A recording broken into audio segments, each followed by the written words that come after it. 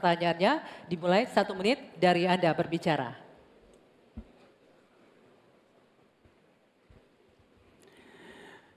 Pak Ganjar, ini pertanyaan saya terkait UKT yang mahal itu.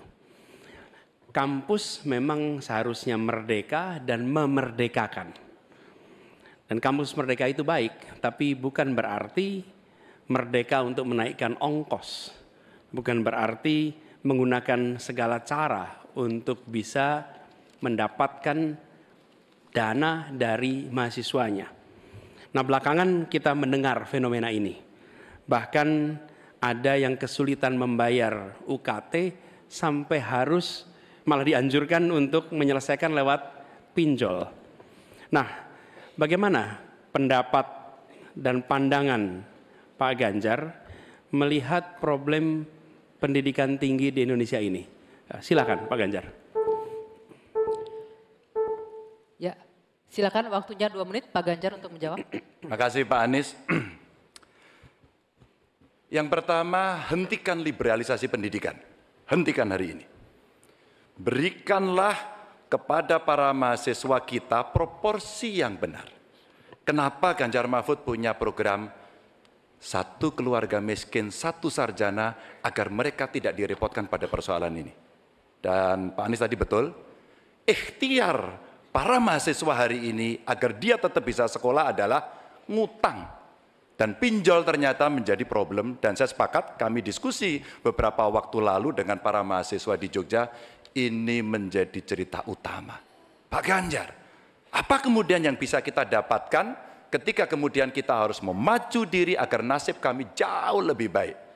Karena kami tidak bisa mendapatkan akses yang mudah di situ. Saya ingin mengangkat kembali sebenarnya. Dulu era senior-senior saya, senior-senior kita saya kira, termasuk kakak saya sendiri, dia punya KMI kalau tidak salah waktu itu, Kredit Mahasiswa Indonesia. Dan kalau tidak salah kakak saya sampai hari ini ijazahnya tidak pernah diambil juga. Karena itu dia lulus menggunakan kredit yang sangat murah, diberikan skim oleh pemerintah, dan modelnya seperti Yarnen, bayarnya setelah panen. Panennya apa? Ketika dia sudah lulus. Maka liberalisasi yang mesti dihentikan ini menurut saya mesti juga diimbangi dengan proporsionalitas kepada mana yang mampu dan mana yang kurang mampu.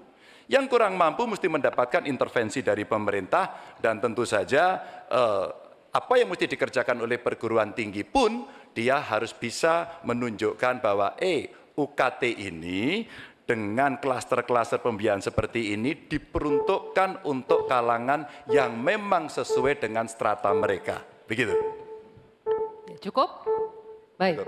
Saya berikan kesempatan berikutnya untuk Pak Anies menanggapi jawaban dari Capres nomor 3. 1 menit, silakan dimulai dari Anda bicara. Ya, terima kasih. Bagus Pak Ganjar. Kami teruskan. Jadi kami melihat pendidikan tinggi sebagai supplier pembentukan kelas menengah Indonesia. Negara harus menempatkan pendidikan tinggi itu sebagai eskalator sosial ekonomi. Jadi kalau cara pandangnya begitu, maka biaya pendidikan tinggi ada 2 penyedianya. 1 orang tua, 1 negara. Nah, unsur negara harus lebih besar. Negara ambil alih biaya itu. Bukan justru malah dibebankan ke universitas. Supaya apa? Dosen, pimpinan universitas bekerja pada pendidikannya, pengajarannya, penelitiannya, pengabdian masyarakat. Biayanya negara yang masuk. Ini sebagai investasi. Nanti negara itu dapatnya pendapatan dari mana? Ketika mereka menjadi kelas menengah, mereka bekerja, mereka memberikan pajak bagi negara, tapi bukan pendapatan ketika mereka sedang sekolah. Jadi negara menciptakan universitas sebagai eskalator sosial ekonomi. Itu kira-kira juga dilakukan. Baik, kami berikan kesempatan terakhir untuk Capres nomor 3 memberikan tanggapan dari respon Pak Anies. Silakan Pak Ganjar, 1 menit dari Anda berbicara. Kalau kita ingin membangun dan basisnya adalah sumber daya manusia, saya kira tidak boleh diingkari bahwa betul pendidikan adalah investasi. Jangan dihitung-hitung sebagai sebuah kos. Maka kalau kemudian saya mau berbagi pengalaman di Jawa Tengah, kenapa saya cari keluarga miskin agar anaknya bisa sekolah langsung kerja. Kami mulai dari SMK karena alhamdulillah kami mampu untuk mengcover itu. Ada SMK Jateng, mereka sekolah 3 tahun dan lulus. Kami ingin tingkatkan ini.